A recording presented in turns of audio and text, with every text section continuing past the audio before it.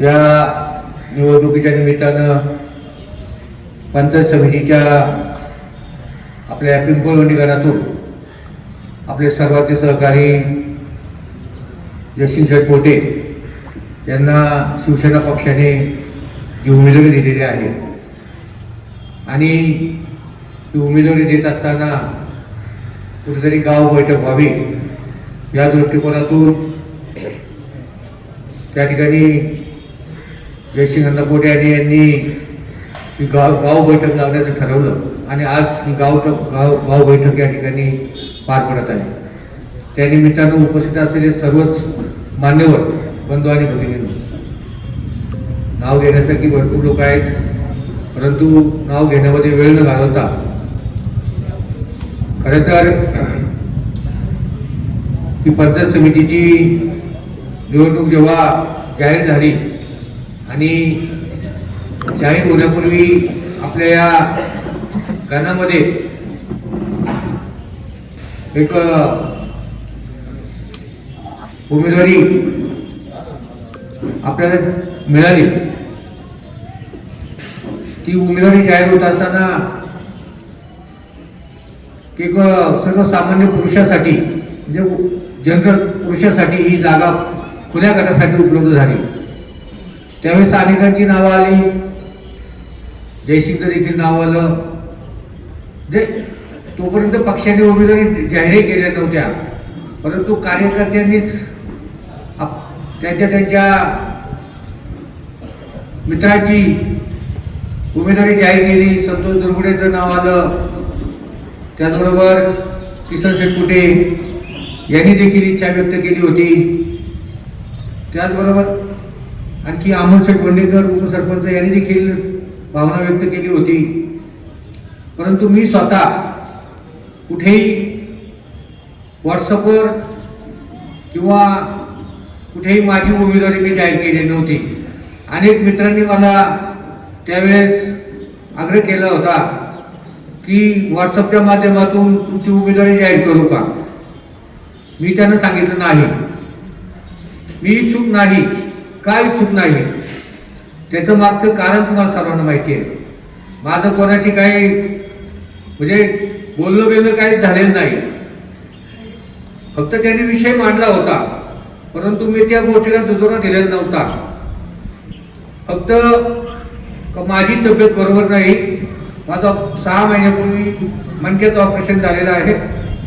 मला एवढी धावपळ आता जमणार नाही आणि म्हणून मी ती उमेदवारी घेणार नाही असं माझं बोलणं झालं होतं. आणि तीच गोष्ट माझ्या घरच्यांनी देखील लावून झालेली होती की तुम्हाला खाली बसायला अडचण आहे, उभं म्हणजे त्या ठिकाणी चालायला अडचण आहे आणि म्हणून सगळी एक चांगल्या प्रकारची संधी देखील माझ्या दृष्टिकोनातून होती. हा गण माझ्या दृष्टिकोनातून अतिशय अनुकूल होता. मनात आणला असतं तर निश्चितपणे मी त्या ठिकाणी देखील निवडणूक लढवली असेल, विजय देखील झालो असतो. परंतु आपल्या प्रकृतीच्या कारणास्तव आणि एकाच गावामधून दोघांनी उमेदवारी जाहीर करणं, असा विचार केला की समोर पिंपळवंडी गाव आहे, 10-12 हजार लोकसंख्येचं गाव आहे, लगत त्यांच्या वाड्या वस्त्या आहेत आणि उमरज दोन्ही उमरज पिंपरी आपलं साधारणपणे मतदान 5,000च्या आसपास आहे. त्याच्यातील काही मयत असतं आणि साधारणपणे 3,000 मतदान होणार, 3-3,500.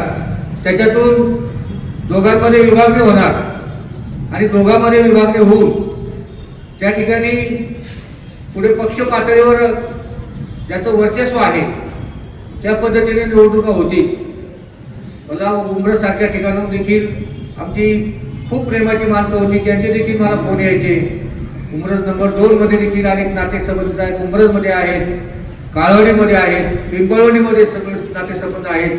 आमचा व्यापाराच्या माध्यमातून असणारा शेतकरी वर्गाशी आमचे गेल्या 40-50 वर्षापासून असणारे संबंध आहेत.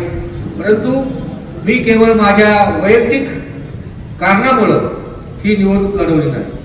तरी पण पक्षाला त्या ठिकाणी उमेदवारी नव्हती.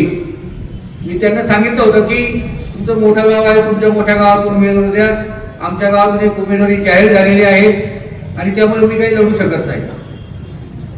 आणि म्हणून मी विचार केला, तरी पण पक्षाला त्या ठिकाणी जिल्हा परिषदेसाठी पिंपवणीतून उमेदवार मिळाला नाही म्हणण्यापेक्षा शरदराव लेंडे त्यांचं देखील वय झालेलं होतं. दुसरे उमेदवार त्या ठिकाणी गावातले 2-3 पिंपवणीतले उमेदवार जिल्हा परिषदेसाठी इच्छुक होते, आयामधून देखील इच्छुक होते. आणि म्हणून मी त्यांना सांगितलं की मला उभं राहता येणार नाही. तरी पण पक्षाला उमेदवार मिळेना म्हणून मला गेल्या 2-4 दिवसापासून पक्षाने त्या ठिकाणी गळ घातली की आम्ही खरं तर आता शरददादा एक चांगल्या प्रकारचं काम करतात. अतुल शिंदे देखील गेल्या मागच्या 5 वर्षामध्ये एक भरपूर अशा प्रकारची कामं आपल्या गावामध्ये केलेली आहेत. तो त्याच्यामध्ये रस्ते असतील किंवा गावातील कॉन्क्रिटीकरण असेल, अशी अनेक प्रकारची कामं, नवलेवाडीचा रस्ता असेल, दुर्गुपटचा रस्ता असेल, ही कामं अतुल शिंदे त्या ठिकाणी दिलेली आहेत. मॅडम सरपंच असताना त्यांच्या मागणीनुसार ही कामं झालेली आहेत. आणि त्यामुळं कुठेतरी त्यांनी गळ घातली, त्यांना सांगितलं तुम्हाला उमेदवार मिळाला नाही तरच मी हे करीन. पण तरी देखील मला फॉर्म भरण्याच्या आदल्या दिवशी म्हणजे 20 तारखेला रात्री 2:15 वाजता अतुल शेठचा फोन आला की तुम्हाला फॉर्म भरावा लागेल, पक्षाला उमेदवार नाही. मी त्यांना सांगितलं माझ्या घरची माणसं या गोष्टीला तयार नाहीत, माझे नातेवाईक तयार नाहीत आणि माझी तब्येत बरोबर नसल्यामुळं मी ही निवडणूक लढवणार नाही. अगदी म्हणजे मला निवडून येण्याची खात्री स्वतःला होती, तरी पण मी त्या ठिकाणी तो जो काही प्रसंग आलेला होता तो टाळलेला आहे. म्हणजे कोणतरी आमचं एकमेकाचं बोलणं झाले, संगनमत झाले असं काही नाही. एक पक्षासाठी जयसिंग जसं त्यांच्या पक्षासाठी काम करतो तसं आम्ही देखील आमच्या पक्षासाठी काम करतोय. ज्यावेळेस मी 2002 साली जिल्हा परिषदला उमेदवारी मला मिळाली, प्रथमपासून आम्ही काँग्रेस पक्ष, राष्ट्रवादी काँग्रेस पक्ष, समाजवादी काँग्रेस पक्ष या पक्षाच्या माध्यमातून वल्लभ शेठच्या नेतृत्वाखाली आम्ही त्यावेळेस काम केलं. आणि त्यावेळेस जयसिंग यांनी विजयराव सावंत, श्याम सावंत यांनी मला ऑफर देखील केलेली होती की तुम्ही शिवसेनेमधून उमेदवारी घ्या. आणि त्या काळामध्ये बाळासाहेब डांकांनी देखील त्या ठिकाणी त्यावेळेस कबूल केलेलं होतं की आपण जर सर येत असतील तर आपण त्यांना उमेदवारी देऊ. परंतु थोडा पक्षनिष्ठेचा प्रश्न असायचा. आज आपण पाहतोय की इकडं तिकीट मिळालं नाही का तिकडे उड्या मारायच्या, तिकडे तिकीट नाही मिळालं की इकडे उड्या मारायच्या, असे किती आज प्रसंग आहेत. एका रात्रीत पक्ष बदलले गेलेले आहेत. परंतु ती भूमिका मला घ्यायची नव्हती. माझं वय आता 63-64 चालू आहे. त्या ठिकाणी आता अनेक तरुण त्या ठिकाणी आलेले आहेत, ते त्यांचं पुढचं कार्य करतील. परंतु एक शरददादा देखील त्यांचे आणि आमचे संबंध खूप चांगले आहेत व्यापाराच्या माध्यमातून. आमचा 70 सालापासून त्या सोनवणे कुटुंबाशी व्यापाराचा संबंध आहे.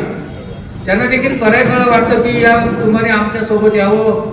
अनेक प्रकारची खंत त्यांनी आमच्या बरोबर व्यक्त केली. एक जाहीर भाषणामध्ये देखील त्यांनी सांगितलं. परंतु थोडं कुठेतरी तत्व असतं, त्या तत्वानुसार त्या ठिकाणी वागावं लागतं. आणि म्हणून मी सुद्धा शब्द टाकला असं तर दादांनी देखील मला उमेदवारी दिली असती, हे निश्चित आहे. परंतु नाही, आपण आतापर्यंत त्या पक्षाचं काम केलं नाही आणि अचानकपणे आपण उमेदवारी मागायची हे योग्य नाही. मला आमच्या संगीताताई देखील म्हणायच्या की तुम्ही दादाकडे या, आम्ही तुम्हाला चांगलं मोठं पद देऊ. परंतु काय नाही, आपण ज्या तत्वाने आलेलो आहे त्या तत्वाने वागायचं. आज या ठिकाणी आपल्या गावामधून सर्व जे काही आपण सर्वजण या ठिकाणी उपस्थित झालात आणि जयसिंग पोटे यांना त्यांच्या उमेदवारीसाठी भरपूर अशा प्रकारचा पाठिंबा दिला. त्याबद्दल मी आपल्या सर्वांचं त्या ठिकाणी ऋण व्यक्त करतो आणि जयसिंग भाऊ देखील त्या प्रचंड बहुमताने विजयी होतील अशा प्रकारची अपेक्षा शुभेच्छा या ठिकाणी मी देतो. जय हिंद, जय भारत.